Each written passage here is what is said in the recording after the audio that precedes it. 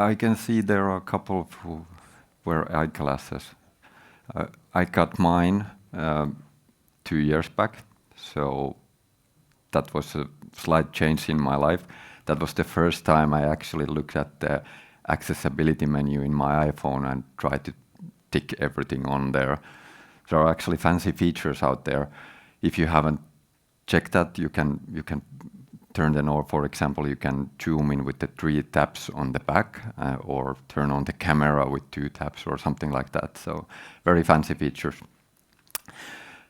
Yes, so my name is Sami Ekblad. I come from a company called Vaadin. I'm one of the founding members. And this talk is one of my hobbies in a way. So how do you use computers? How do you develop applications with hands off, without touching the computer? I prepared a small demo here. It's online, it's live, so we don't know what's going to happen. I don't know, you don't know. Let's see how it goes. But I have a couple of slides in the beginning to tell a little bit about the background. So yes, what Vaadin does is we do components. So we do web components that you can use to build web UIs in. And a while back, one of my family members asked me that, so what are you actually doing? And I tried to explain that, yeah, we do these buttons and drop-down lists and, grids elements. And yeah, but you have been doing those quite some time already. Aren't they ready at some point? And that left me thinking that there must be something really hard in this. So, and I mapped it out for myself and I tweeted about it. But yeah, indeed, there is quite a lot of different aspects of a single button that you need to consider. There is a mistake, by the way, there. I buy a beer if you find it.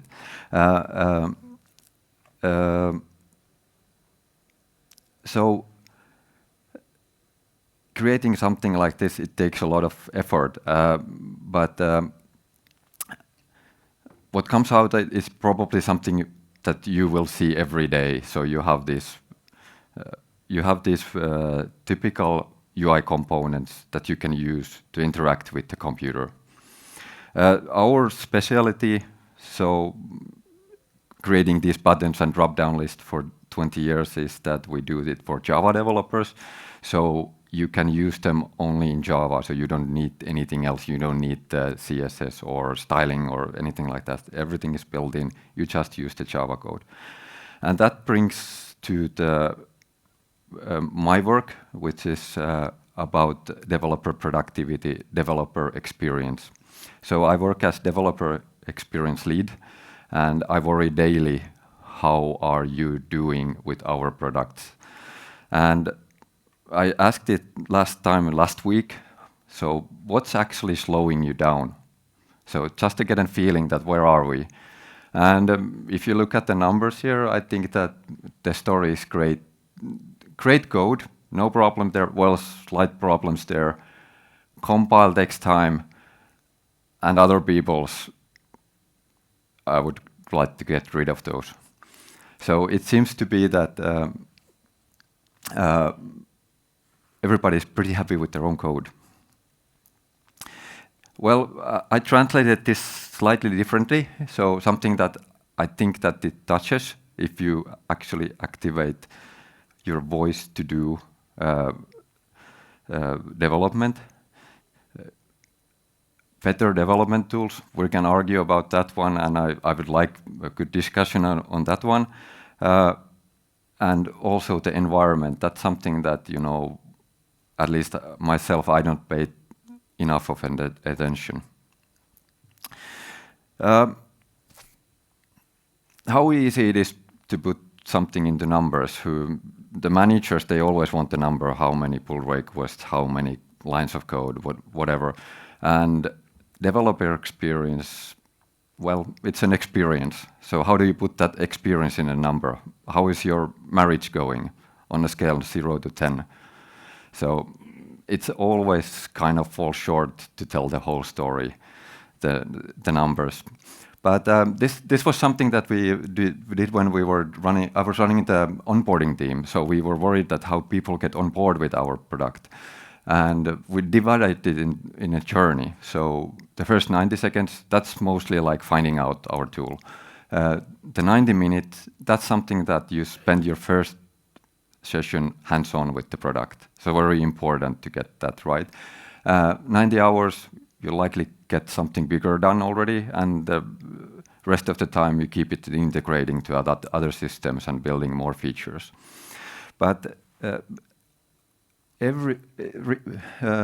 except the first one, all the others, they go around the same cycle where you code something, you compile it, you deploy it, and you test how it looks like. This is a UI framework, so you do that quite a lot. We did ask, how do you feel about something?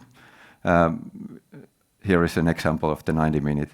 But we also measured it. We just took the length. How long did you take? And we had a benchmark of automated one. So that's a kind of ultimate. You can't never reach that because it's not making any mistakes or anything. But we had a benchmark, and we are at 25% of that automated workflow. So, but the thing here is that we spend a lot of time in this same cycle, which is like an instrumental to our feeling how productive we are and how good we feel about the product. So we find out, let's keep the iterations fast. The faster, the better. We can measure this. It's time. It's not only time, it's also perceived time. So if you compare that to an electric drill, for example, it's you feel fast with the electric drill, but actually the manual one might be faster if your electric drill is in the basement and the battery is dried out. So it's the perceived speed, but you feel very powerful and very fast with putting the one screw on the wall with the electric drill compared to the manual one.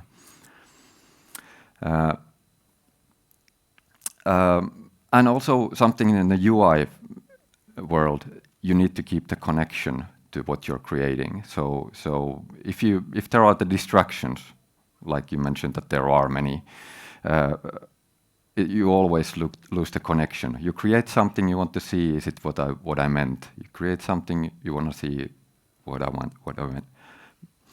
So developing web UI is special in that sense. What do you think? Why did JavaScript become popular? So it was probably the syntax, right? Or it's very predictive language also. I don't think it's that. So it's really boils down to this. It was so simple and easy to get something done and see the results immediately. And back in those days that it was gaining popularity, there was no comparison in that sense. We did our own share. We tried our own online editing. So we had an online editing tool where you can write your code and you can see the results immediately, almost immediately there, and try it out. And this is the current state of the art. So it's our visual designer. If you start with Vaadin framework, so you can design your first UI with the drag and drop. So in a structured way, you don't now need to know about the code yet. You can learn the code by just building the UI, and then move to coding when it feels more comfortable for you. It's still creating Java here on the back side, so you can continue with the familiar language.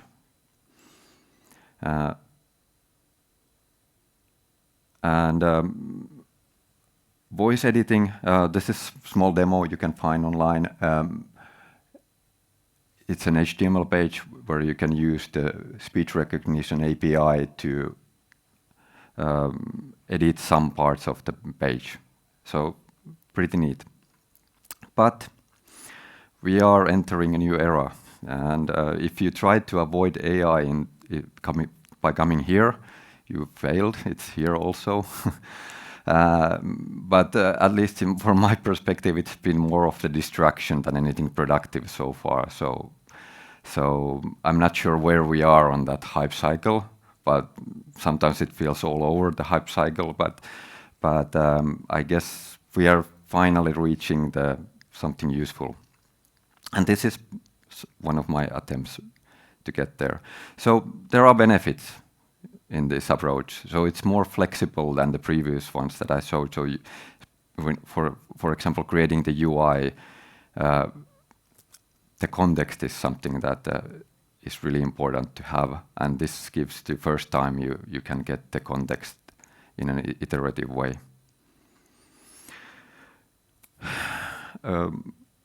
My own principle, you should always misuse the technology in some way. So don't do what you're expected to do with it, but do something else. I don't mean anything illegal or anything wrong in that sense, just like push the limits of the technology. So what I wanted to do is this cycle, optimize it, and do it something like this. So you have a wake word, which wakes up the computer, so you can activate it hands-on. You don't need to touch the computer. Then you have a speech to text, and which you compile, generate code, and then compile that code, and finally deploy it and test it. And this is one cycle. And the way I did it here was that I used different tools from different vendors. So there was a Pico Voice, which is library that implements the wake word detection. It's very robust, and you can implement your own wake words there. Same as Hey Google or Alexa. Then Web Speech API, the speech recognition part, that's native in Chrome. It's surprisingly badly supported still in browsers, even though it's been a while, it's been around.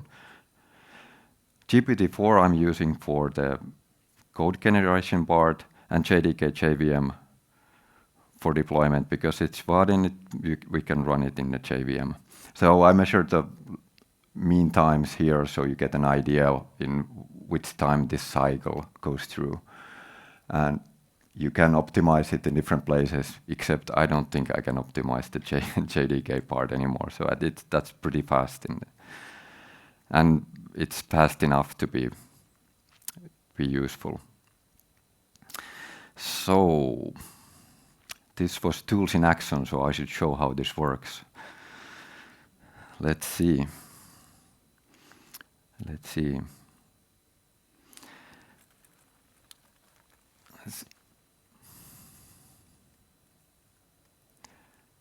So here we go. Let's reload. So what I have for the UI, it's very simple. I shouldn't be doing much here. Activate the speech recognition. I wanted to have a button to have a control over it, so I didn't only want to rely on the speech. And then some reset buttons, which come handy when things get wrong direction. So activating this one. Okay, and I already got an error. Let's see. Let's go again. So now it's activated and it's listening to me, so I can wake it up. I put a hint there. You can try it from there if you like. Add a button. So if we start easy, so yes, it created me a button. It doesn't really do anything here. So let's try. Okay, this is prompt engineering, but you should put something fun in your prompt so that you have a more collegial discussion with the AI. So it's calling me bro all the time. Let's try something else. Computer, create border for button. And now you can see where it goes. Garden. Sorry, bro, I can't do that. Computer, create border for the button. Great. But okay, it's close enough. So this is actually one thing that, you know, it doesn't really matter what you put there because it's statistically close enough. So it actually works. Computer, add a click listener.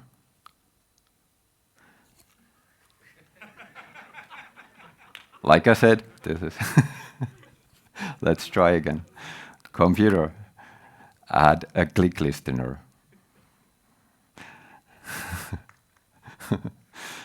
So very good for learning English, if you will. So now it actually had some. It's actually doing something, and very quickly you notice here that what happens is that it gets the code from somewhere. So this is a general language model, so it's trained there in outside world. So whatever there is in the internet at the time being, it will use there. So it will be better in some things and worse in some others. So, but let's try something else. Computer, add a text field. Don't worry, I don't know what it's going to do. So yeah, so fortunately it went like I wanted to. So it was actually modifying the previous code. So it was adding the text field along with the button. And this is something that I feel that that's the power of this technology also, that you can do this iteratively. You don't need to know everything in advance. You can just keep adding. And it's really important in the voice input, because if you would need to say a big sentences aloud, it becomes really frustrating to do so. So let's see. So it's still calling me bro, but computer, make that more politically correct.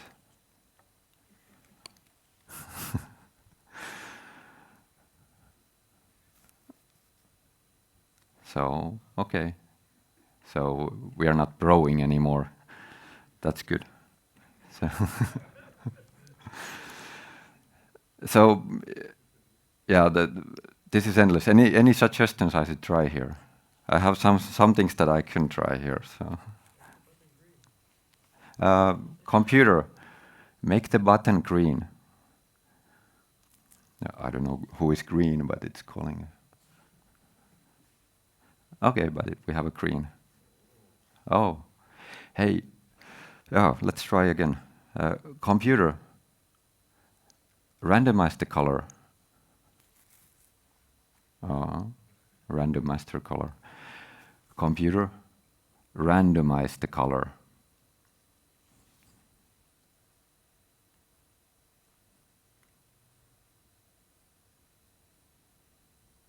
Let's see. Surprisingly long that it's randomizing it.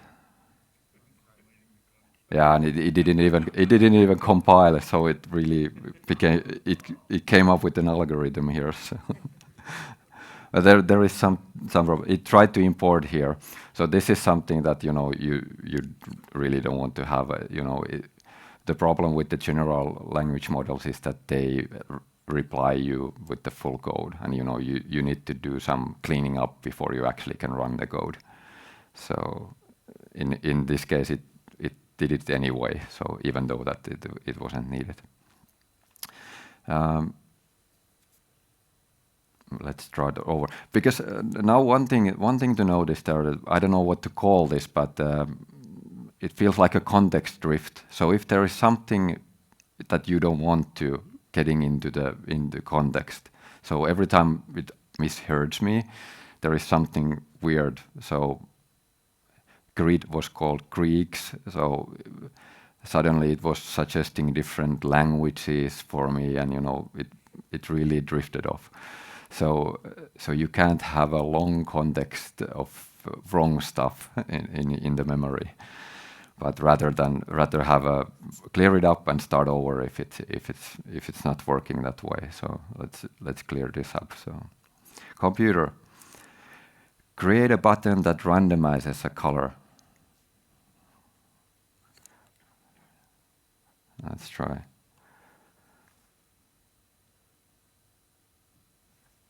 So it's back to proing, but that's fine. So yeah, but now it actually, you know, understood that it's a button I should randomize the color with. So, but yeah, I wouldn't have come up with this kind of UI without this tool. So that's for sure. So it's already we are pushing the limits here. But yeah, what else? What else could we try? Maybe something from the Java side. So computer, show time. Okay, now you got the demo effect. It didn't do anything. Let's try over. Computer, show time. Show time. It's showtime. Computer, create a button that shows the time of the server.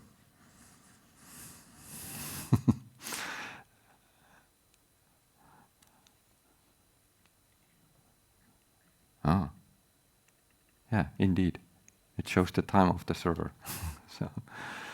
So like said, because it's a very general language model, it knows way more about Java, it knows way more about JavaScript than it knows about Vaadin, because there are not so much material about Vaadin.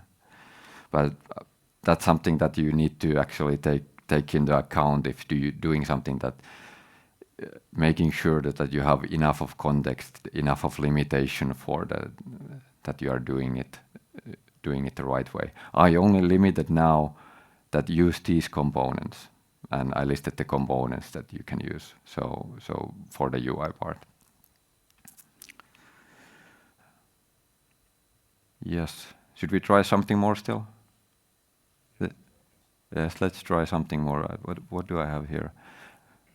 Well, yeah, this worked the last time. So let's clear that up. Computer, using execute.js, create a span that implements a clock. So now I know something about Vaadin APIs. There is some thing called execute.js there. So let's see if this picks it up the right way. Clearly it made it think at least. So it didn't work correctly. Actually, we get an error here. Ah, yeah, okay. So it didn't know how to call JavaScript the right way. Maybe I'm not pushing the limits in this demo. So I'm watching the time flying. This is fun, I know, but only got a half an hour session for this one. So, computer, create a button that shows an image.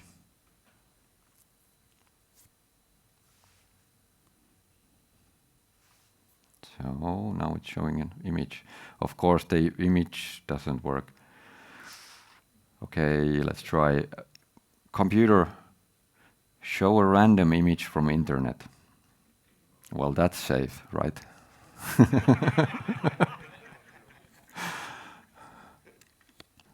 Let's see.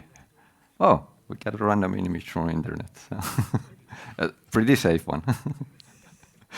Yeah. Yeah, so fun stuff, right?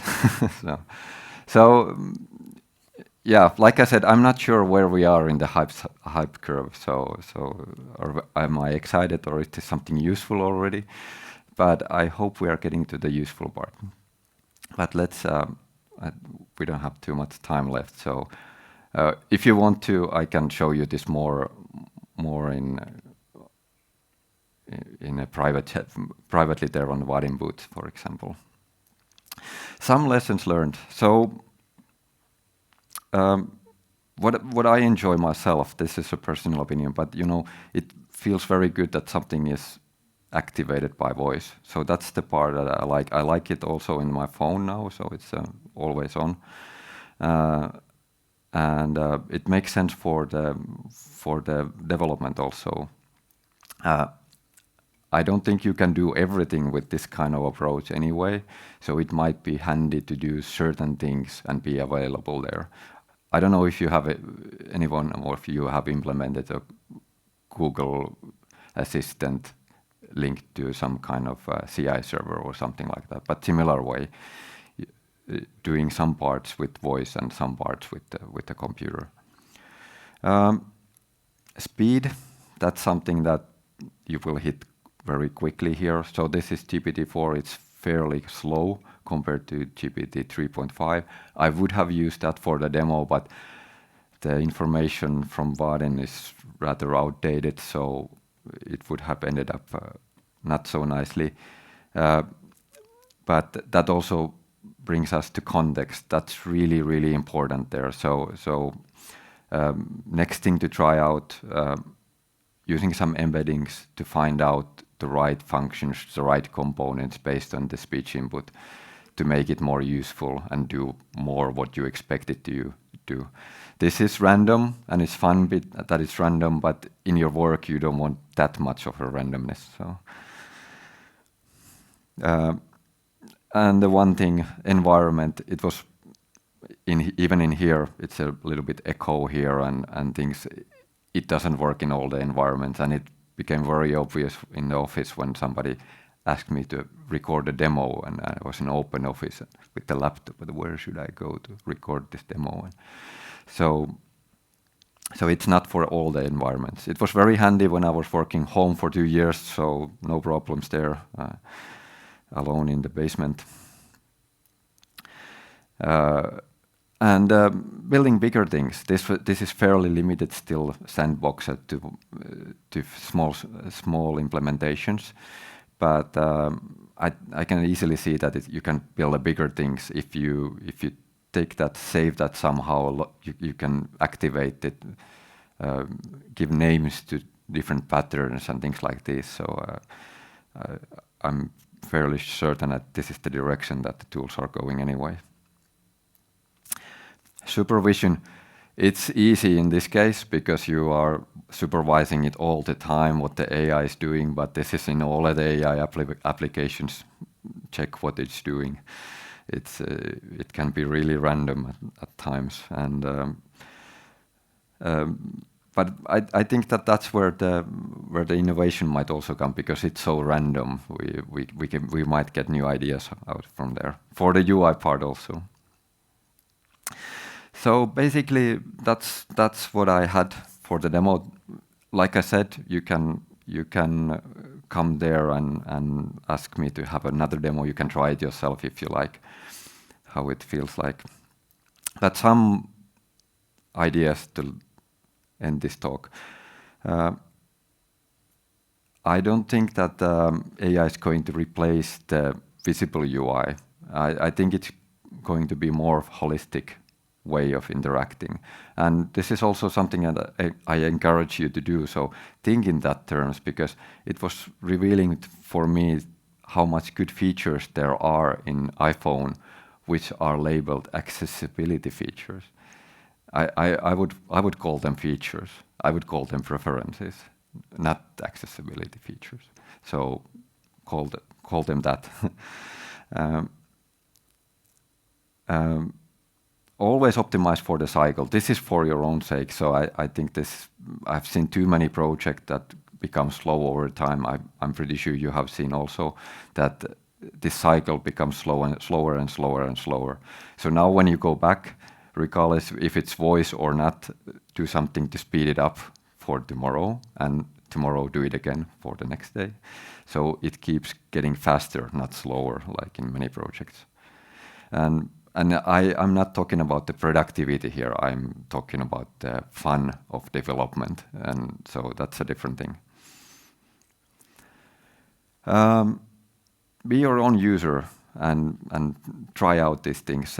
This demo, for example, this wouldn't have been possible without several people of trying different things and sharing it with me. So there was the Pico voice, there was the speech API, was a Vaadin add-on that I used to integrate it with my application. Not to speak about all the other work that went into the framework and the language models and the AI systems. So it's always grows from other people's work. So I think, do that and share. So that's for me. That says 0 minutes. I leave it here. If you have questions, I'll be here, and you can see me at the Vaadin booth also. Thank you for joining.